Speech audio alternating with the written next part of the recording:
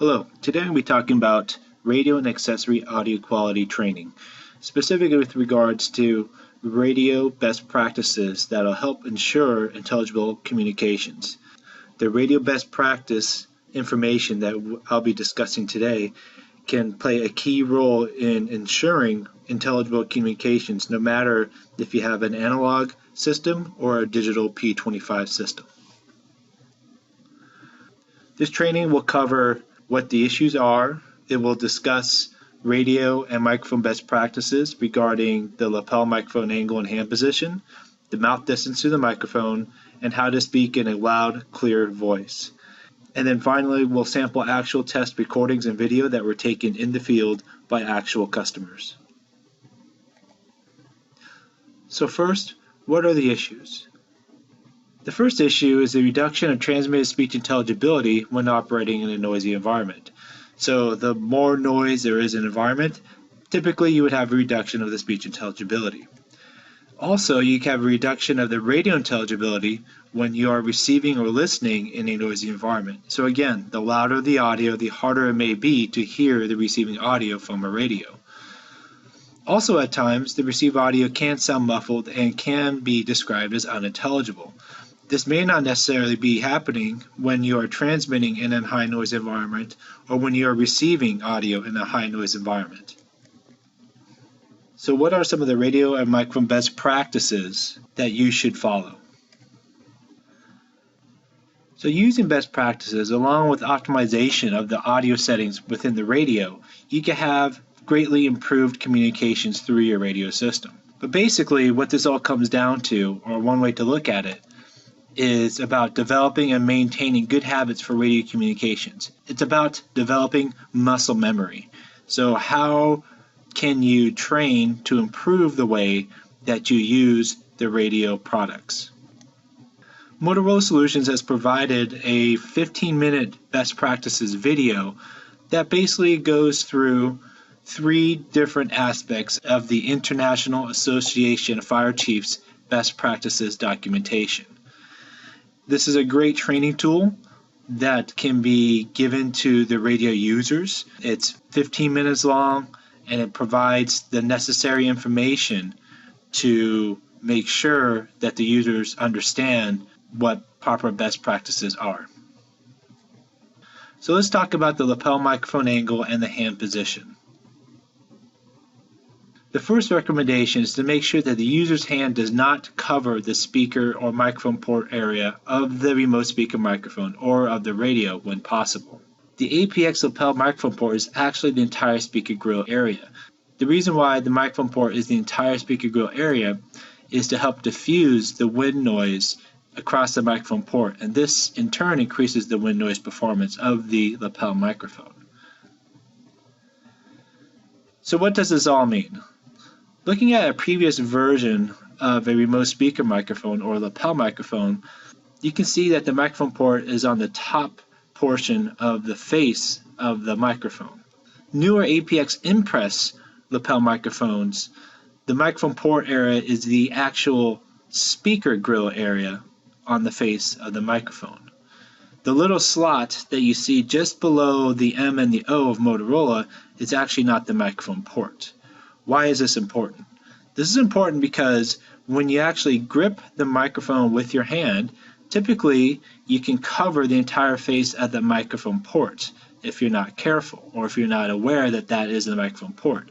If you were to do this with the older previous versions of lapel microphones, you would still not cover the top microphone port area. But on the new APX Impress RSMs, if you were to cover the bottom 2/3 of the remote speaker microphone face with your hand, you would essentially be covering up the majority of the microphone ports.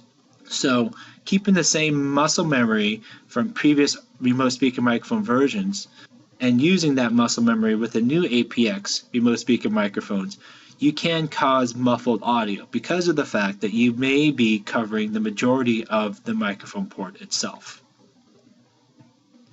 So let's look at different hand usage positions. This is using the remote speaker microphone with the right hand. As you can see on the picture on the left, if I were to use my right hand to hold that microphone while cupping the face of the microphone, I would be covering up the majority of the microphone face, or specifically the majority of the speaker grill. This would cause muffled and unintelligible audio. The middle picture and the right picture shows proper best practices for how to hold the remote speaker microphone with your right hand. The recommendation is to try to grab the bottom part of the remote speaker microphone with your bottom 3 fingers. And depending upon how you're holding the microphone, either using your thumb or your index finger to PTT the microphone, using the index finger or the thumb to brace the side of the microphone. Using this type of technique will ensure that the front face or the speaker grill of the remote speaker microphone does not get covered. So let's look at the left-hand usage. Again, the same thing. The picture on the left shows you what not to do, which would be covering the majority of the speaker grill with the hand as you try to press the PTT of the remote speaker microphone. The middle and the right picture shows you proper technique for holding and using the remote speaker microphone. Again, holding the bottom part of the remote speaker microphone head, basically where the cable connects to the head of the microphone, and then using either your thumb or your index finger to PTT the microphone while bracing the opposite side with your thumb or index finger. Using this technique will ensure that you get clear, intelligible communications through the radio system. So looking at a police officer here, you can see good technique and bad technique. On the left, you see the officer cupping the front of the microphone even though he's using his thumb to PTT the radio. His head is turned towards the remote speaker microphone, but because his hand is cupping the majority of the microphone face, you will tend to get muffled audio. The picture on the right shows proper technique, again grabbing the bottom part of the remote speaker microphone and using the thumb to PTT the radio. Now let's discuss the mouth distance to the microphone. So the key for intelligibility improvement is to hold the radio microphone 1 to 2 inches directly in front of the mouth when possible, or turning the face of the lapel microphone towards the mouth, or the third option would be turning your head towards the face of the lapel microphone. The idea is to make sure that the speech of the user is being directed towards the microphone ports of the lapel mic. Using a retractable micro attachment is a recommendation to help facilitate the use of radio best practices. This allows for better use of the radio microphone. It makes it so that it's easier to place that microphone in front of the mouth without having to unclip the lapel microphone from a location on the shoulder. We recommend using the GearKeeper brand as it has been shown to be very reliable for past customers. The last part of radio microphone best practices is speaking in a loud, clear voice. So a key for intelligibility improvement is to make sure that you focus on the volume and clarity of the voice. You want to speak in a loud, elevated, but not necessarily shouting, clear voice, which will help produce the best transmit audio quality and intelligibility. This means projecting your voice into the microphone port. Now let's go ahead and sample some actual test audio recordings and video that was taken in the field, when following best practices, and what can happen when you do not follow best practices. The first example is an officer chasing a suspect. So what you'll see is a short clip of a video of the officer running, and then you'll hear what happens when the officer is covering the microphone face while talking, and then following best practices.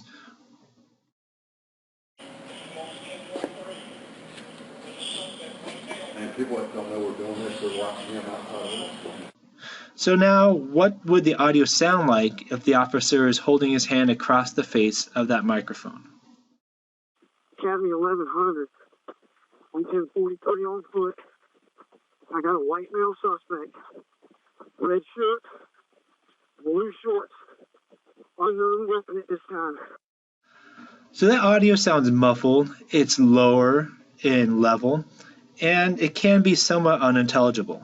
So what happens when the officer is following best practices and leaving the microphone face uncovered while talking? Academy 1100. I'm 43 with a white male suspect. Red shirt, blue shorts. We're at Beam coming up on Shopton Road. So that audio is much brighter, it's higher in level, and it's much more intelligible. The next example is a high noise example. So you're going to see two videos. The first video is when the user is not following best practices in a high noise environment. You'll see the actual environmental conditions, and then you'll hear the radio communications.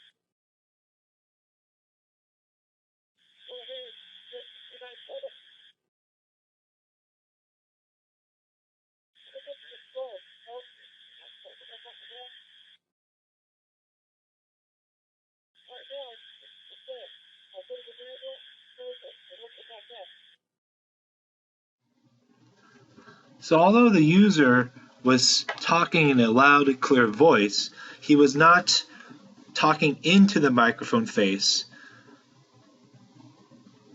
and he wasn't projecting his voice into the microphone port. So what happens when the user follows best practices in a high noise environment? Again, you'll see the video and you'll hear the ambient background noise, and then you'll hear the radio communications that would have been heard in a control center type of environment.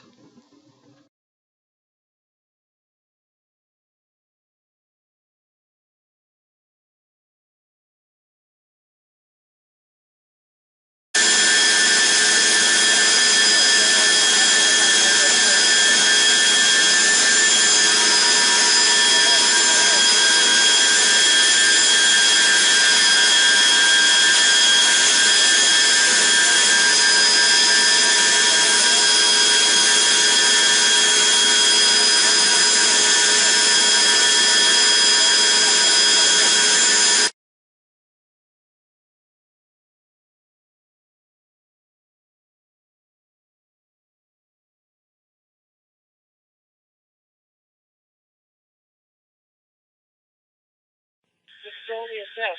The Motorola audio quality test. Go ahead. You ready for 397? Let me get you the stroke. LC.